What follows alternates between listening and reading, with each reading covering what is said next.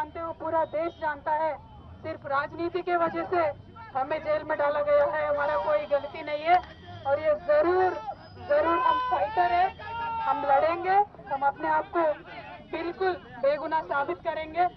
Thank you so much. जय तेलंगाना।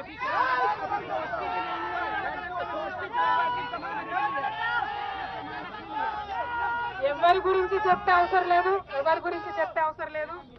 మనము నేను తెలంగాణ బిడ్డను, నేను కేసీఆర్ బిడ్డను, నేను తప్పు చేసే ప్రసక్తే లేదు. నేను మొండిదాన్ని, మంచిదాన్ని. అనవసరంగా జైలుకు పంపి నన్ను జగమొండిని చేసిండ్రు.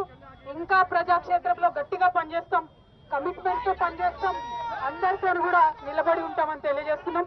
We were always tough, we are fighters, we will fight it out legally, we will fight it out politically. We were always tough.